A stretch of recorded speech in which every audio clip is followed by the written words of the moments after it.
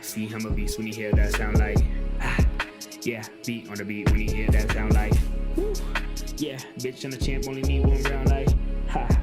Yeah, me, I'm a G bring heat in the sound like. All right, ladies and gentlemen, Jake Noecker here and fighting at Octagon 39, sitting next to me, whichever side I edit him, Niklas Stolze. Niklas, my man, how you doing? Fight week, you feeling ready?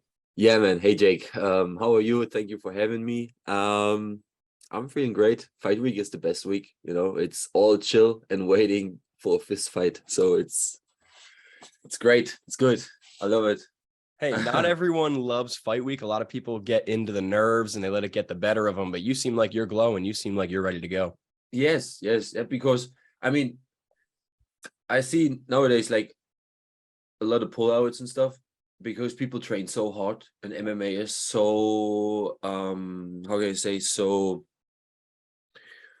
there's so many disciplines you put into MMA that this because you train so hard and maybe you train too much, you know, because then you are like, oh, I wrestled and I boxed, but I did not do jiu-jitsu last couple of days, so I'm jumping jiu-jitsu and then I got hurt myself in jiu-jitsu because you're not used to it.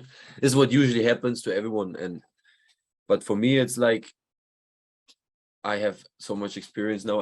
I'm just 30, but I trained 10 years now professionally and I fight so much, so I fought so much, so it's just another week, you know. it's a normal week. Business as usual, they say. This is what they say.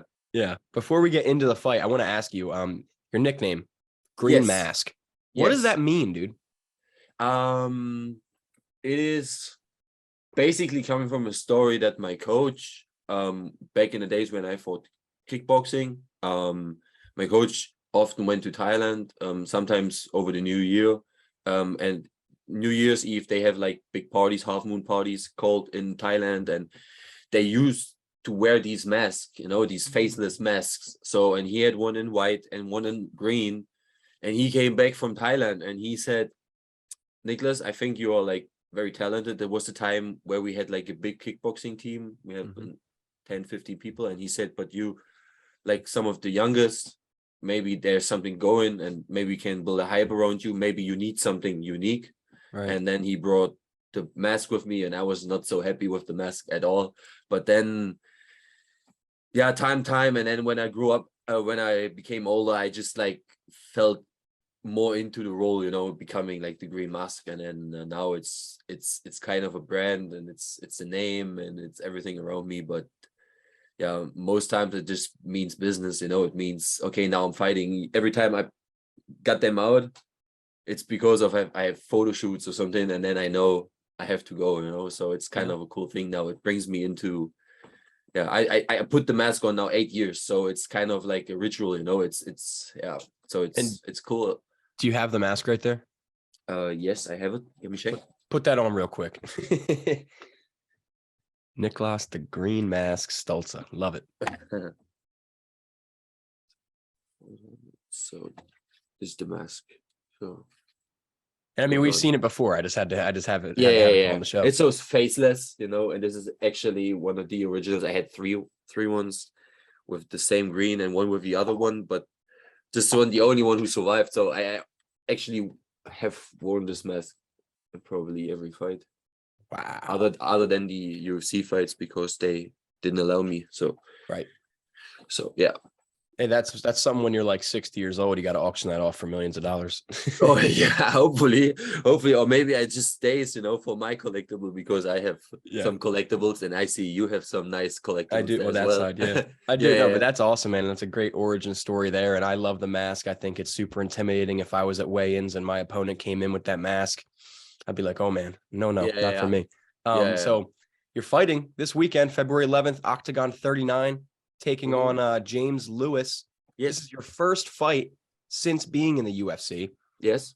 This is also the first time in your career that you've lost more than one fight in a row. I think you're on a 3-fight skid right now. So first fight out of the UFC, first fight with Octagon, looking to get back in the win column against James Lewis. Where's your mind at? How are you feeling right now heading into the fight?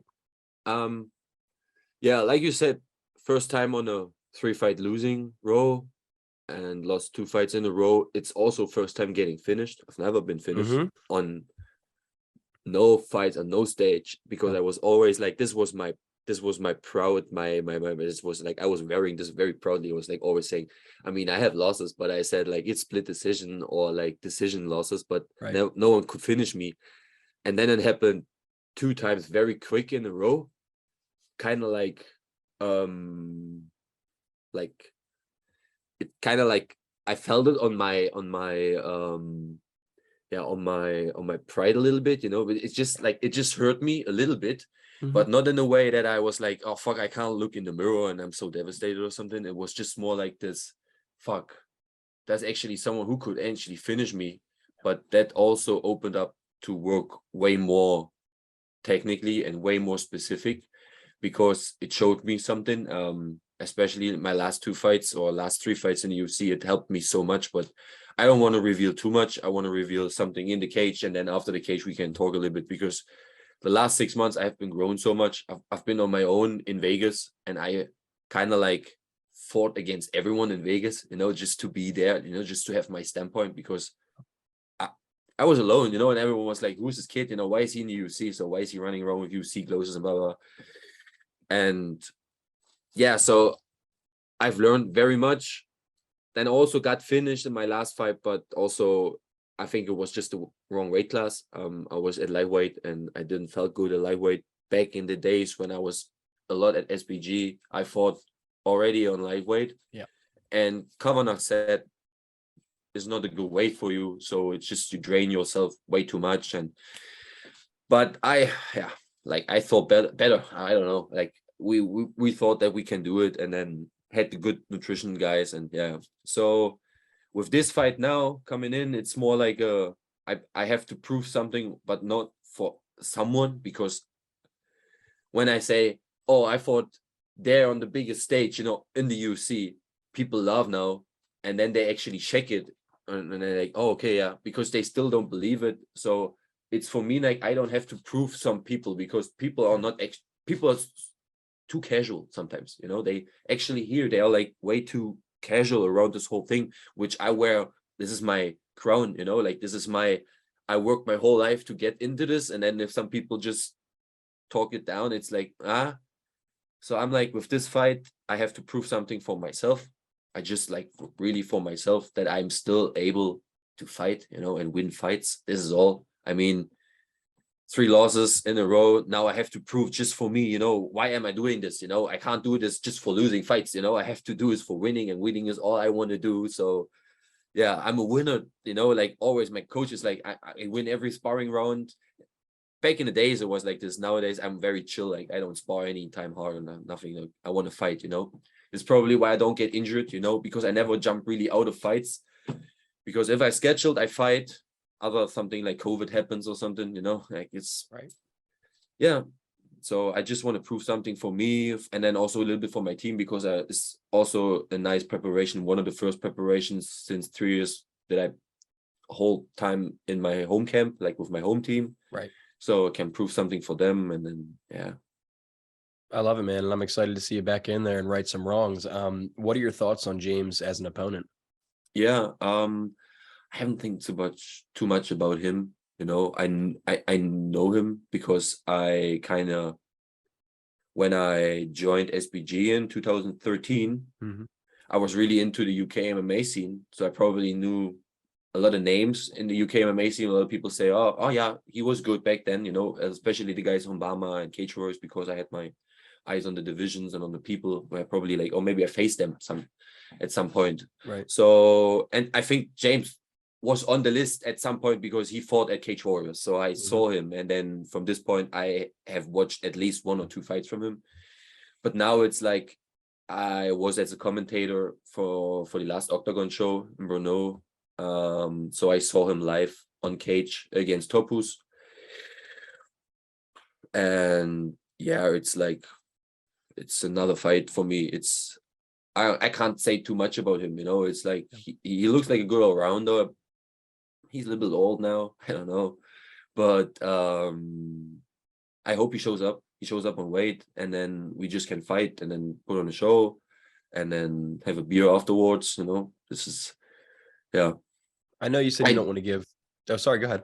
Yeah, I just like, I don't want to have a trouble fight week at all, you know, because my last 5 weeks have been so much fucking bullshit going on. And I just want to have like a nice chilly fight week, and then just an opponent who shows up, and then we can fight. That would be nice with just Yeah. no issues, just fight. Yeah. And that's hard. That's hard in the sport, man. So it is. I hope that happens for you. I mean, I know you said you don't want to give too much away. Yeah. I'm gonna ask the question anyways, because I like to hear these answers. If you don't want to answer, tell me to buzz off and I'll move on. Yeah. But Yeah. do you have a prediction for the fight, or at least do you see how this fight goes down? Yeah. I think I can finish him in the first but I want to have like a technical finish, like a quick, like it has to be nice, you know. I just want to have a nice finish, you know, because people have to say, yeah, remember, he was good, you know. His fight against Ramazan was one of the best fights, you know, you have seen on this fight card, but still people don't talk about it because my own country, German, or like the own media is not covering it, you know, because they, I don't know why, they are like, I don't know what they do, but It's their loss. this is, yeah, it's probably, this is why it needs Octagon to come to Germany, you know, and push all these German people, German events, and all these German media away, and do it right, and then show, and then maybe something can grow up. I don't know, you know, because when they see how it's been done right, you know, because this is what I like about Octagon, is the attention they give to the fighters, you know, because the fighters matters the most, you know, and it seems on other organization it's not that print mark anymore. So yeah. So, you know, we just talked about being cut a little bit here. We talked about being in the UFC a little bit. Now I want to ask you about being cut. Yeah. When you were cut, what was that blow like? How did that go down? Did you get a phone call, a text, and then what was your reaction to that? Yeah. So basically, I knew from the beginning that if I lose this fight, I get cut. Because if you are in a 3-fight losing, you'll probably get cut. It depends. Like if you are Dan Hardy and you have done so much for the UFC, and you can lose 5 fights in a row, and then you're still probably in the UFC, you know. But this is a whole other story. So I knew it from the moment he sunk in the rear naked choke, and I did the mistake and switched my chin from the right to the left so he could duck under. Yeah. I knew, okay, probably I got cut after this. The most painful was that I lost the fight, that I injured myself, like I injured my knee badly in the first round, torn my lateral meniscus. So this was way more painful because I knew I can't jump back in, because I was so, like, even after the fight, I had nothing, like there was no bruises, no nothing, no on my finger, no nothing on my head. Yeah. It was like, okay, I probably need a rest 4 weeks and then I can go back in, because I learned so much in Vegas. I want to show it, you know. I couldn't show it, so I want to show it. And I knew if I maybe jump on another fight right away, then there was the Octagon show in June, the big show with Christian as a main event, and I was like, yeah, I need to fight there, but didn't happen because of like the injury. So this weighed way more on me, you know. I mean, then with being cut, it's just like, it's like a dream, like you, it's already a dream when you sign the paper, you know, and you jump in and you in this company, then it's like a dream. But then you're getting cut. It's more like okay, that wasn't my experience now, and then we move on. Like I had like a great guy, like great people around me who told me that I got cut, you know, like my manager, my new manager, Daniel Rumsey from Ruby, and then Jake, as an agent, they took care of me, and then we have sitting all together and we right away talked about options. It was not like, hey, buddy, you get cut from the UFC, you know, move on. It was like, okay, there's options and there's things and ways to get you back, or doing in a whole nother way what you want to do. So, and then I told them what I want to do, that I firstly want to have a comeback fight, you know. I want to show me for a comeback fight, and then we see, and then we move on, you know. So it was all around being like getting back to this one fight, which has happened now. So I was cool with getting cut. And then I like, okay, I know, because the doors are open, you know, like now everyone knows me, you know, like I have like I can take my phone out and then call, I don't know, Cowboy Cerrone and ask him if he hangs out with me, you know. And like I met so many great people and they have been great to me because I think I'm very pure, very truthful, you know, because it's also the English, because I'm not so like, my English is not the best, so I have to speak very, you know, like how it is, and they all liked it. So I have many friends now in Vegas, and even if maybe the whole door with the UFC is closed, you know, I do my way in Octagon, so I don't even need to talk about getting back, you know. I think this is the biggest problem of being cut. If people say right away, I jump, like I have one fight and then I'm back, you know. I think this will fuck you up if then something will happen and then you are getting not back or something, you know. It will maybe fuck your mindset up badly. So for me, it was like, okay, getting cut, get back. Same with Octagon. They doing a great show. They are great for the sport. They're selling out arenas, you know. They are so good, and let's go. Let's do this. It was like no bad ill feeling afterwards, you know. Of course you were a little bit sad, but it was, the loss is way heavier than getting, you know, like if I had won this fight and they said, oh, this fight was so boring, we cut you, it was like, okay, fuck that, because I won the fight, I'm happy as well, you know. So you are so happy if you win a fight, you know. It's just like hard to explain, but you are like, as a fighter, it's like the emotions going through, and then you win this fucking fight and someone is raising your hand, it's like, whoa, you know. And so So safe to say you are currently more motivated to kick ass in this fight more so than motivated to get back into the UFC. Yes, 100%. I don't want to talk about UFC now, you know, and I don't want to, because if it happens, it will happen, you know. Then someone has a plan for it, but it's too easy to talk about it. But I have been there and I know how tough these people are, you know, and I know how tough my division is. And I train also with Hamzat, who is like an up and coming 170 star. Oh, he's more than up and coming, my friend. Yeah, he's like, but like in a way of like up and coming, like becoming the champion. Yeah, sure. Because he has the superstar value. He didn't fought the fights for superstar value, but he is a pure person. I like him, you know. I really like him. He's a good guy. I had good laughs with him. I've met him in Vegas, and then we trained all together. And then obviously Darren Till, I'm one of the biggest Darren Tills fan probably in Germany. So met him, and that was cool as well. And then we hang out a little bit, and just to see them, and then also see what kind of talent he brings around. Like he has a kind of people from Chechnya, Dagestan, I don't know, like also some 18, 19, 20-year-old killers, you know. And you see all these young people, you see how tough it's going to be. You see the little Raul Rosa mixing up this bantamweight division with age of 18.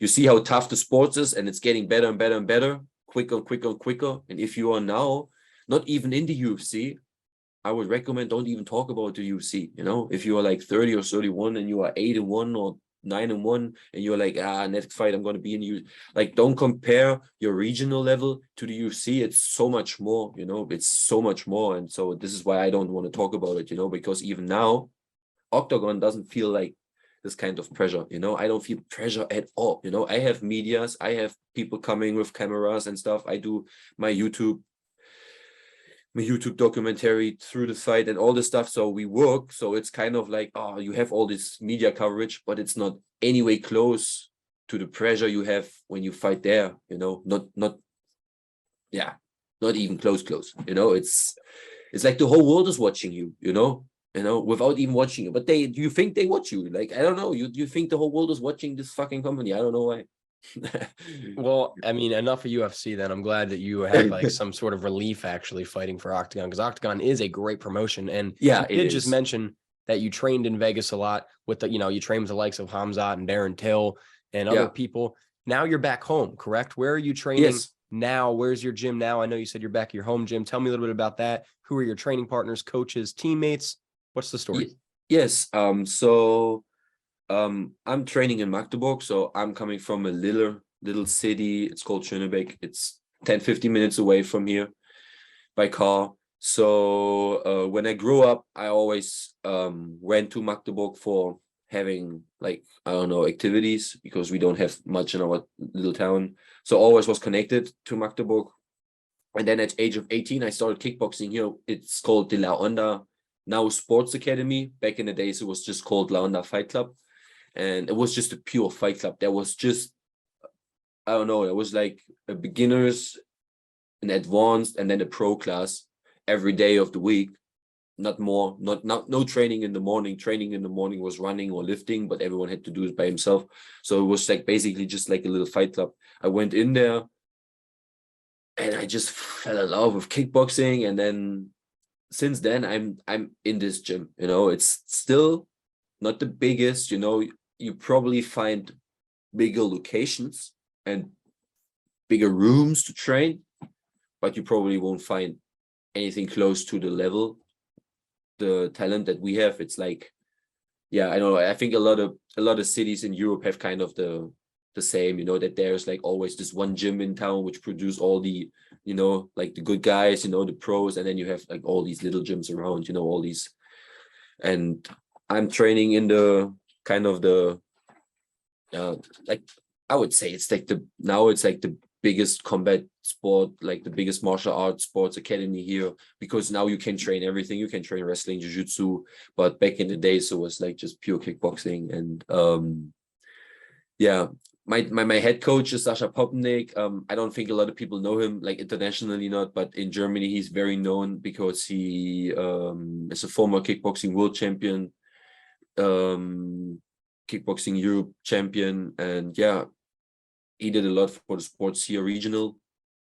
And then yeah, I have some wrestling coaches, but it's like I train a lot in the sports academy, and then I also travel a little bit when I train here regional, just to see other training partner I had always been around. So sometimes I go to Fennec Jiu-Jitsu, which is a smaller jiu-jitsu gym here, and have just a couple of roads there.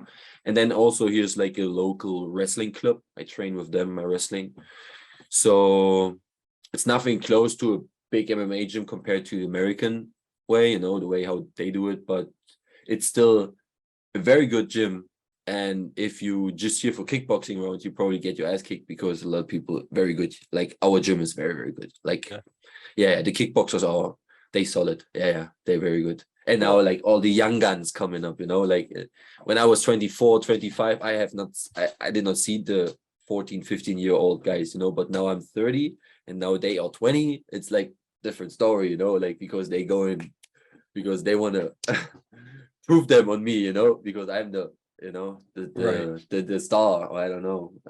Well, it sounds honestly similar. I'm from Philadelphia in America. Yeah. So it's a little bit different here than it is in like, you know, Florida or California or New York, because in Philadelphia, there's like 5 or 6, you know, medium-sized gyms where, for example, Sean Brady, he'll train at, Sean Brady, he'll train at Marquez MMA, Daniel Gracie, BJJ, Team Tayano, Semperfi, you know, he goes to like 5 or 6 different gyms, and that's kind of what all the Philly guys do. So it's awesome to hear that you're getting the same discipline, a very well-rounded mix of martial arts.